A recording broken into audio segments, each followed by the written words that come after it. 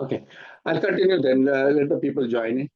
And here, like I said, it's mentioned in the book of Jubilees that Shem goes to India and populates the Indian continent. And Shem had a dark complexion. Basically, that's the reason we see all our gods are dark and blue. And like I said before, in the Hindu sect, he is known as Shaman and Baman. Now, don't confuse Baman for Brahmins because that's a different discussion also. Because many people feel the word Baman, which was used in Buddhism, means Brahmin, Brahma, and all that. It's not. There's a lot of difference there. And the southern India used to call him Shaman, Kaman, like I mentioned. And in the Hindu text, he was known as Bharat, of course. And below, I write that Samaveda was written in his memory. Of course, I do agree with Kumar on this. I did get this from Kumar, and I too agree that the Samaveda was possibly written in his memory. Hey, someone, can you just, Victor, someone, can you just send tell them to join the same link because we got disconnected? To who? Auntie Amrut? Yeah, all Auntie Amrut and some of the other people who was there. Yeah, yeah. Okay, no problem. Yeah, you continue. Okay. Yeah. Okay, here I have a pictorial this of a line of ham basically. How Kush was known as Kish, KSH, like that's in India. Kish was known in other place. He was also known as Hind. Now this is very few people know about this thing that the Islamic writer in the 8th century, did mention in one of the slide. He mentions that this part of India was called as Hind because they called Kush as Hind, and that's the reason they remember the word Hindu doesn't come from any Vedas. It comes from from Persia. Basically, the Persians has given us the name Hindustan. Hindustan means the land of Hind. Hind was called as Kush by the Persians, basically. So in Persia, it was known as Hind. And Kush's son basically was Nimrod. And Canaan was on the land of Canaan, that is Israel. Put was in Libya, and Mizraim is from Egypt. These are the four line of Ham, their brothers. Now, this is this stone, which is called the Sumerian Kings List. This was found in Sumeria, and this had a list of all the Sumerian kings who ruled in Sumeria. This is there in London Museum. And on the first line here, which is marked on the left side, it gives you this translated word here. The flood swept over the land. After the flood had swept over the land and kingship had descended from heaven, Cush became the seat of kingship. Here clearly mentions Cush's name, that he was the first king after the flood. So here is a direct connection, and this is not any fairy tale. There's a hard proof here. This stone tablet is there in the British Museum. It is called the Sumerian Kings List. And the first name is Kush, basically here somewhere. And on top, I do show a photograph of a shell bearing the name of Rimush, the king of Kish. After Kush dying, his sons and his grandsons ruled over Kish, which is in modern day Iran. And here the mention is 2270 BC. Basically, this is the inscription with Kish's name here.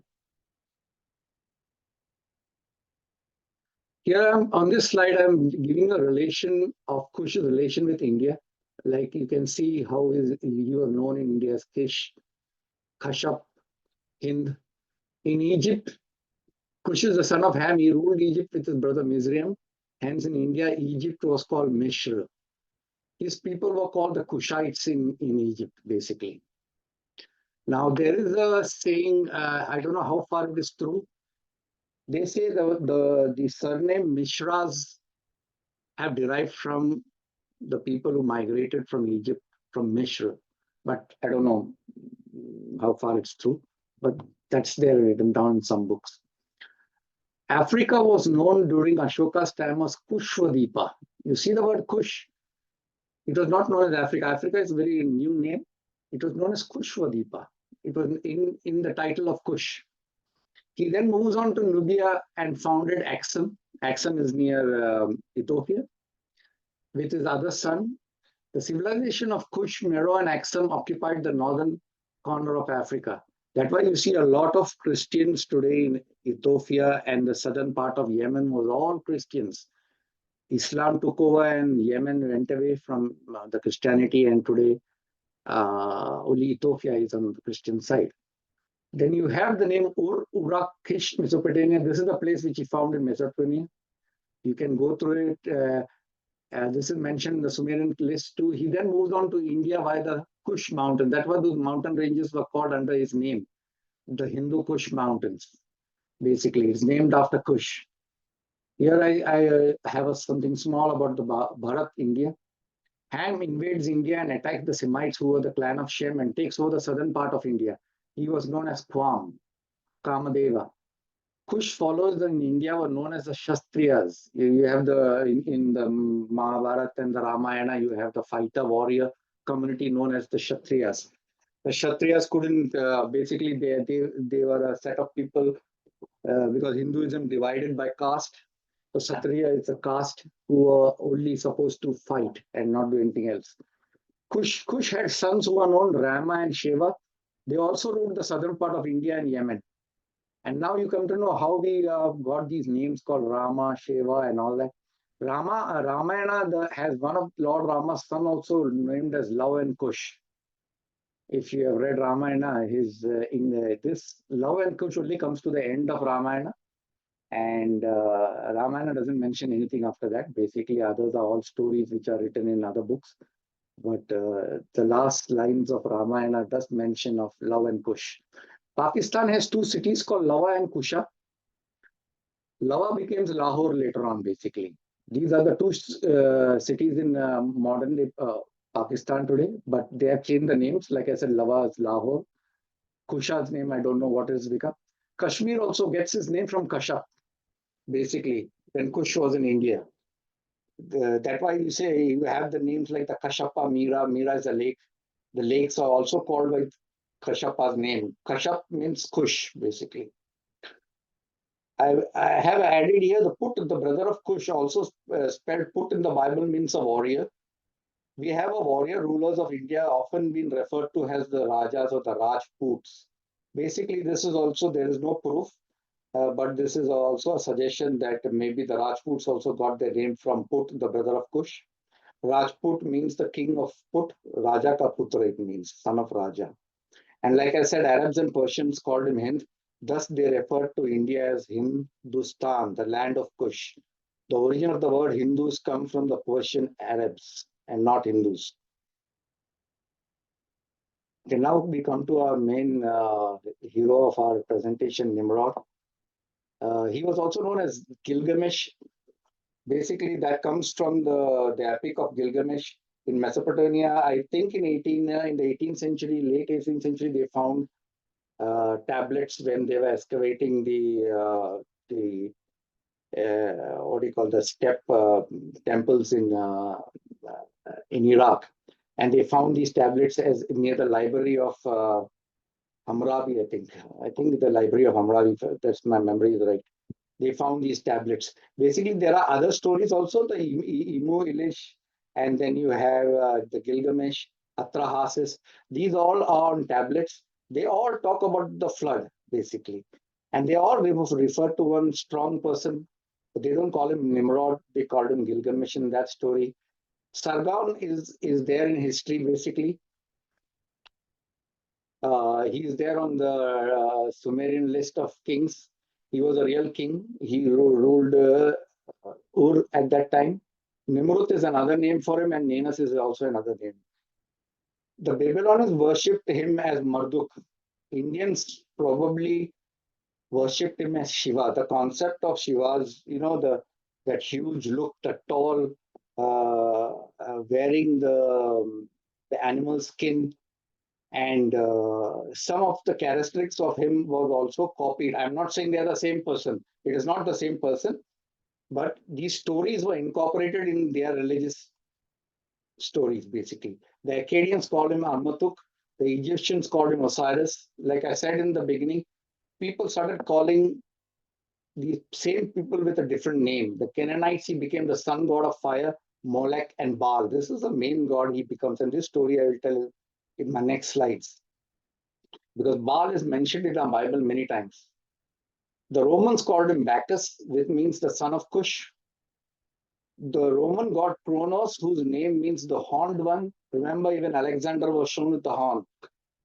As Nimrod wearing a crown of bull horns. Now you know from where those horns come from. When they worship any god and they show him with a horn, basically it comes from Nimrod. The Nimrod was also called as Zoroaster, which means the seed of Aster. Now this story, to understand this seed of Aster, you have to understand how God punishes Eve and the serpent in the Bible, in the Genesis, where God says the seed of the woman shall crush the head of the serpent. Now, this seed of Aster basically is linked to that story. And that's a long explanation.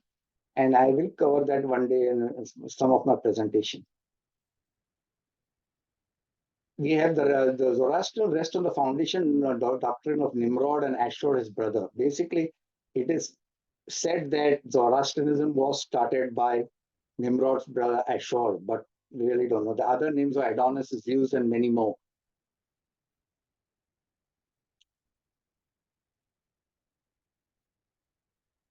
Okay, here I have a slide of just to show how they have shown Nimrod. Nimrod was a huge person. He was a giant. You see the lion he's holding like a pet cat.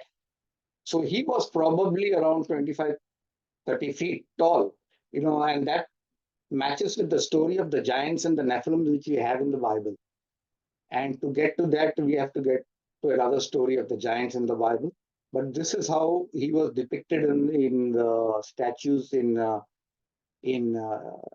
Mesopotamia, which these statues are there in the British Library. You can see how he's holding the lion. So naturally, the people who made these statues wanted to show the difference between him and a lion. Here we have basically all the Christian festivals we have today. And please do not misunderstand me for saying this. I'm a pure Christian. I follow Christmas, everything. But the founding fathers basically made all our religious festivals based on pagan festivals. I'm sorry to say that, but that is the truth. Your Christmas is actually the birthday of Tammuz. 25th December is actually the birthday of Tammuz. Easter is also a celebration of Esther. Esther is Semiramis. The Trinity, I mentioned the sun god, the mother god, which we'll come to later on, and the son and the son, I mean the child, is the Trinity. So these all show. Now you'll be confused. There's a cross also here. It is not the cross that Jesus dies on. Now Tammuz had a different cross, and I will show that in one of my slides. And that cross was always carried by many of the statues in olden Mesopotamia, and I'll show you that. Basically, I'm just making a connection of all the pagan festivals of how we did it, and today all this is worshipped in Christianity. Basically, even the Sunday is a worship of the sun god. Basically, what we say is Sunday, basically because as per Genesis, Saturday is the Sabbath day and not Sunday. But anyway, our Catholic Church changed that to Sunday because of many reasons. One was because we worship Jesus rising on a Sunday after death, so we worship Sunday. And then even in infant baptism basically goes back to Nimrod's time. Here there are two stories of the death of Nimrod. Now this is written only in some areas. Shem, the son of Noah, basically the uncle of Nimrod, kills Nimrod. Now, it is not mentioned in many places of how Nimrod died, but this one story is there. And he cut him into pieces and threw him in the Euphrates River. And Semiramis, his wife, makes sure that they collect all his body parts, but they do not find his penis. And basically, since they couldn't find his penis, it was later on worshipped.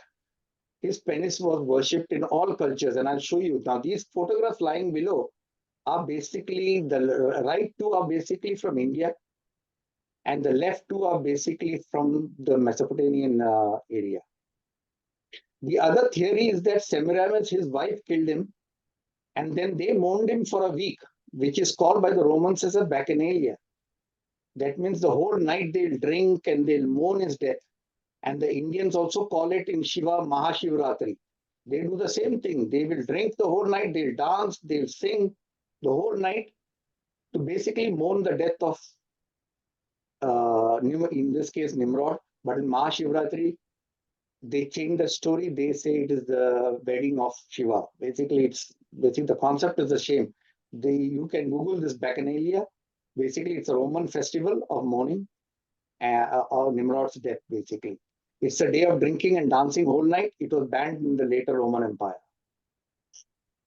Here is the meaning of the obelisk. The obelisk is nothing but a standing penis. It was given, like in my first presentation of history of religion, I showed you how God forbid the worship of stones. Standing stones were in Isaiah also, it was banned. Isaiah says that standing stones should not be worshipped. But even today, modern day, unknowingly, we do worship Nimrod in these ways. You see this Abilov, this is one of them is even in our Washington, D.C. This is nothing but the pagan way of worshipping the penis of Nimrod, the modern way. And you see here Bahubali, he's also shown as a tall man. Basically, Bahubali is a story taken from Nimrod. Basically, you see with the tree. The tree of life is always given importance in many religions, though many have forgotten the real story of the Genesis, but they do connect it in the olden days with the tree of life. And lastly, I say that Jesus said that Babylon will fall and be judged at the end of the world. Remember this word Babylon. It is just a metaphor. This doesn't mean that Babylon means it is Mesopotamia. In the Bible, it means that any city which goes against the word of God is called Babylon. But the writers of the Bible at that time could connect it with only Mesopotamia, Babylon. But it doesn't mean it is stuck to Babylon. If in the Bible, like in Revelation, it says the Antichrist will come from Babylon, doesn't mean it will come from Babylon. It will come from any modern city which is against God. It's just used as a metaphor. Here I show pictures how the Romans were celebrating Bacchus, which was known as Bacchanalia, the feast of the Bacchus. Basically, it's the death celebration of Nimrod. The whole night they'll drink, they'll do various things, sin and drink, dance. Everything is to be. You see, they are all dancing naked here. So this was celebrated in Rome at that time. It was known as the feast of the Bacchus. The same thing was celebrated in India as Mahashivratri. You have singing, jumping, drinking, dancing throughout the night. Basically, we drink this, what is called the bang, on Mahashivratri. You see these pictures here. Later on, after Nimrod's death, Semiramis, his wife, makes up a story that she was impregnated by the rays of the sun. Now, once Nimrod dies, she spreads the story that Nimrod did not die, but he becomes the sun. And people started worshipping the sun at that time. And she tells the people that she was impregnated by the rays of the sun, and that's how Tammuz was born. And the story goes on that Nimrod transformed himself and come down in the form of a bull. And the bull worship started, what we call the Baal, or it's pronounced in many ways. Today, in modern day, today we have in New York City, you see the modern worship of Baal, which we have the sign of the Taurus, the bull, which is on the stock exchange. But we still worship the bull as Nimrod the bull. Unknowingly, we are still worshipping the Baal god of the Bible. And you have on the right side Shiva with the Nandi, the bull. And on the left side, we have the golden calf in Exodus, basically. the worship of Baal. Baal was worshipped for child sacrifice. Basically, people used to sacrifice their children for Baal. That is, Baal is a god for child sacrifice. Baal was also known as Dagon, Marduk, Nandi, and the golden calf. Here I have, you can go through it when you get this, how Nimrod was known as in different parts. The Israelites called him Baal, the Phoenicians called him El, Babylons called him Belus, Venus, Zeus, Jupiter, Ra, Vishnu in India. So, and his son Tammuz was known as here Bacchus, Hercules, Krishna, Kartika, Murga.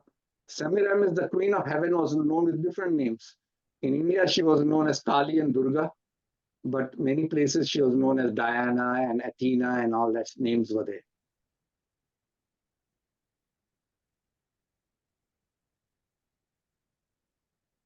Semiramis was the wife of Cush, and she was also surprisingly the mother of Nimrod. She marries Nimrod and becomes his wife. And then later on, she gets a son Tammuz, and she marries Tammuz too. Now, this was all against God's concept of intermarriage, basically. Semiramis was the perfect example of the devil and the sin which was not allowed at that time. Of course, the Moses' laws came very later on. These things happened much earlier.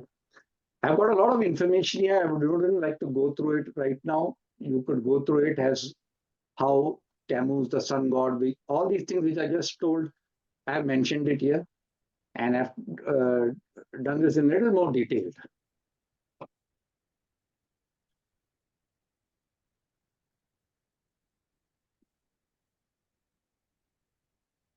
Yeah, Semiramis was also known as the goddess of sexual love and fertility. She was known as Inanna, Istar, Athena, Diana, Kali. Now, I think I told this last time that the Statue of Liberty at New York is basically not a friendship statue, but is a statue of Semiramis. It is basically the goddess Istar. The person in France who was the sculptor, basically he was an atheist, and he took the concept from the Greek gods and he created the statue on this basis of Semiramis. Basically, it's a goddess star. If you Google that with the star's crown on her head, you will see that this is not a statue of friendship and liberty. It is basically the old concept of Semiramis. The Sumerian name for Semiramis was Samuramath. This was the original name of this woman in the Sumerian text. She was also known as the mother of harlots in the Bible. Here you see this, she pointing her son to the Tammuz to the sun. Because of the rays of the sun, she says she got pregnant and that's how Tammuz was born. December 25th is about the birth of Tammuz. Below you have Semiramis and Nimrod and with the Star of David. This is a very interesting thing. The Star of David is not mentioned in the Bible. It's not mentioned in the Torah. It's not mentioned in any books of Jews. This is a very pagan sign, the Star of David. They call it the Star of David, but it's a pagan sign. It's a sign of the devil, basically. But the Jews still have it today. And you have the sun god, the mother god, and the child god, who's Tammuz. Tammuz is worshipped in India as Kartikaya. You can go through it. These are the concepts. Now, when you see the statue of Mother Mary and Jesus Christ, basically that portrait was painted in the 16th century. Though the painters got the inspiration from basically the statues of Semiramis holding the mother and son. This was also copied in Indian mythology with Krishna with his mother. Basically, you see this, I've shown all the connections here. This is basically the statues of Semiramis with a child. Like I said, she was known with different names in different parts of the world. She was also known as the moon god. This is from where the moon worship starts, because the sun god was Nimrod. The moon god became Semiramis. Okay, this is on Tammuz. Tammuz was known a different name, Tammuzid, Kartika, Murugan, Cupid. In Valentine Day, you see that small angel with a wing shooting an arrow. That's nothing but Tammuz, basically. The story of Tammuz, the god who died and rose again. There's a long story of how Tammuz dies, goes to the underworld, and Semiramis goes to rescue Tammuz, basically, and brings back Tammuz. And this is here on the right side. I show they are weeping for Tammuz's death. This is followed in southern India even till today. When someone dies, you pay money and you bring people to cry on the graveyard for the dead. This practice is even continued today in southern India, in Tamil Nadu, and sometimes in Kerala. It was done, but it is in some parts of southern India. It is still done today. You pay people to come and cry for the person. Basically, this is mentioned in the Bible too. Then he brought me to the entrance of the north gate of the house of Yahweh, and I saw a woman sitting there weeping for the god Tammuz. Basically, this is a scene where when Tammuz dies, they weep for him. Tammuz is another story where, uh, anyway, let me not get there. Okay.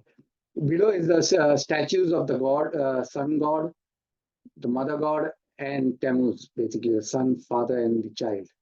And they were known here Osiris, Isis, Horus, like I said. And on the right side, you see this cross. This is the cross I was talking about. And if you see in many statues, basically Egyptian statues, you'll see the pharaohs having this in their hand. This is nothing but a cross of Tammuz. It is not a cross, actually, it's a T. T is for Tammuz. Basically, all the Egyptian gods were carrying this thing in their hand. Yeah, this is how Tammuz was worshipped in India, basically. Now, like I said before, doesn't mean that Tammuz came to India. The stories have inspired the religious stories in India. And here I mentioned that Semiramis was the first wife of Cush.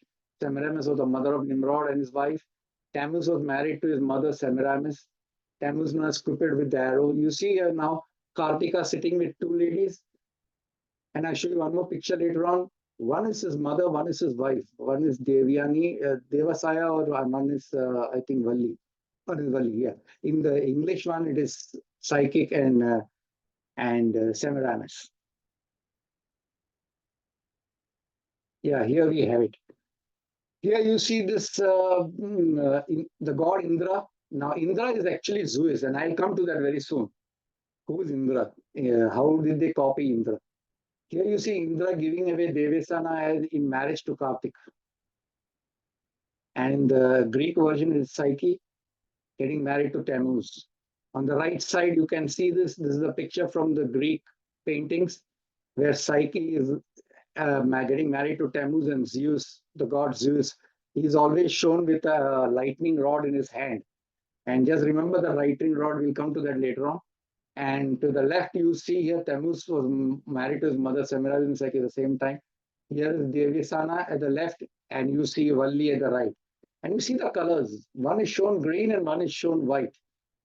There's a big difference in that, and we'll come to that later on. But that's how some of the gods were shown. There was a meaning for this coloring. Why they showed their gods as green, blue, and white. There was a meaning, but people in today's time have forgotten these colors. But our ancestors knew it. Hey, guys, I'm getting a message that I will again run out of time. If it kicks out, I will again go and restart it, and you can come back in the same link. Okay, I'm sorry for that. I did not know about this thing going up and down. I'll try to make it soon. Here you have Zeus and Indra both. Here, this painting is how Zeus is giving away Tammuz and Psychic in marriage. But here below, I would like to show a picture, very interesting one. You see there on the left is Buddha, and you see a person standing with a vajra. It's in Hindi, it's called vajra. Basically, that's Zeus. Zeus, as a protector of the Buddha, later known as Indra, when the Brahmins copied this as their god Vajrapani. Okay, we'll come to that when we are covering the Buddhist religion as to what is Vajrapani and all that. But I just wanted to show how Zeus is standing next to Buddha. Here on the right side also you see Zeus with the Vajrapani standing next to Buddha. Zeus was nothing but Jupiter. And remember I said, who is Jupiter? Japheth. So these were the Greek gods basically. You see here on the right side, Zeus with the lightning rod. He was known as the god of the heavens, basically for weather and all that thing. In the Vedic hymns, he was known as Dayaspita. In the Rig Veda, he was known as Dayaspita, and Zeus Pater in Greek. Pater means father. Zeus Pater is the father Jepeter.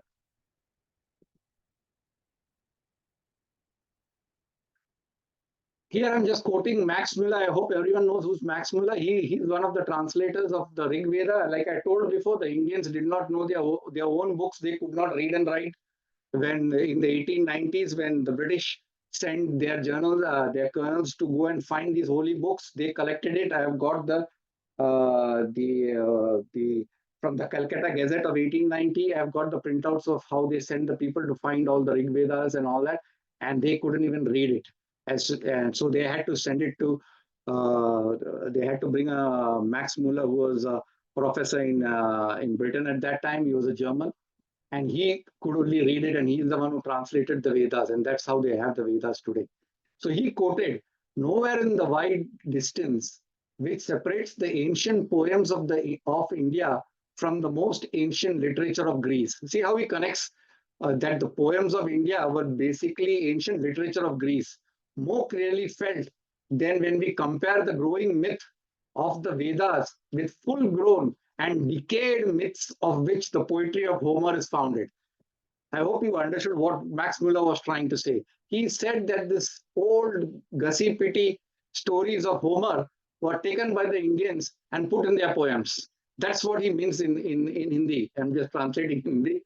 That's what he meant by this. Max Muller, who translated the Vedas, is saying. My next presentation, I would like to go into detail, and each would take their own side. Here I'm putting a timeline, like how Shem, Japheth, and the tribes in India, the Purus and the Kurus, they came. This was roughly between 2000 BC to 2800 BC. Ham and Dionysus invasion of India, 2000 to 2500 BC. The Indus Valley between 1200 to 1800. Remember, we couldn't decode any of the language of the Indus Valley. We don't know what religion they were following. So when someone tells you that their religion is before the Indus Valley, they are lying. Basically, we did not know anything at that time between the Indus Valley. After the Indus Valley, we have the Naga pagan worship. India was a lot into Naga worship. Most of the Indian cities are named after snakes. One example is Trivandrum.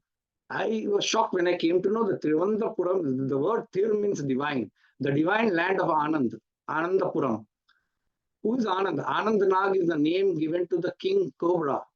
And that's how the Trivandrum has got this name. You have the Nagaland, you have Nagapatnam, Nagaveli, all under the snake. The whole southern India was worshipping under Naga worship in that time. That's between 1200 to 2000 BC. Then came Jainism between 500 to 200 AD. Here I'm writing 500 BC to 200 AD.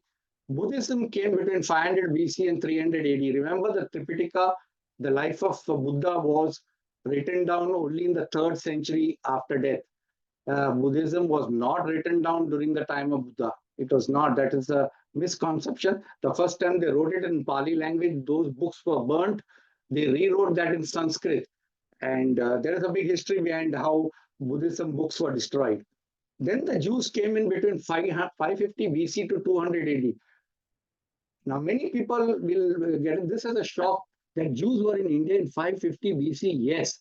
And the first time when the Temple of Solomon was destroyed, the Jews escaped from there and they came down to India because they were trading with India at that time. And in the port of, I think Cochin was called as Mohir or something like that. I don't get the whole word. But St. Thomas also comes because he knew Jews were there in Kerala, in near Cochin, and that brought him to India. Then Christianity comes in 52 to 65 AD. Basically, in 52 AD, St. Thomas comes to India. The Zoroastrians landed in India after the Muslims invaded, took over the Sasanian Empire. The Abbasids took over the Sasanian Empire in Persia. So they escaped from there and they come to Gujarat in 800 to 900 AD. Hinduism was formed only between 8th century to the 14th century AD. And we'll get to that when we discuss that. Islam came between 950 and 10 AD. Basically, they came after Muhammad bin Qasim and the Ghaznis and the Gauris and all that. After that, it came. The sultans came in Kashmir and all that. And Sikhism came between 1600 to 1700 AD. So in the form of when they started, I've got this listed. And I'll go through this separately. We need a separate presentation for each. And lastly, I would like to end it with a quote which I just made up myself. That religion is like the game Chinese whisper. The more we whisper, the more it's distorted and spreads like wildfire. And guys, that's the end of my presentation. And I just wanted to make it quick. And once again, I'm sorry. I did not know about this short timing which Zoom gives us. Next time, I'll make sure that we have something which will not put a break for us. Any questions, guys?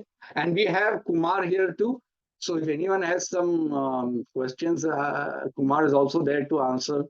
He's very well knowledge in this. He's from Canada, and he was with us in our last presentation too. Thank you, Gladys. Thank you. It's very nice. So you're saying the Hinduism is much later. That's what you're saying from the dates, right? Yes. Now there's a lot of information come up. We cannot take that subject today itself because for that you have to understand first Buddhism, how Buddhism sects were there, what the Mahayanas, the Vajrayani, and then the Tantrikas. They broke up. You see, after Buddha dying after 200 years, Buddhism was what do you call it became into they started doing stone worships and all that. Vajrayanis started the stone worship and all that thing. So Buddhism broke into different sects, and that's how it broke. And then those same people who broke up from Buddhism started a new religion.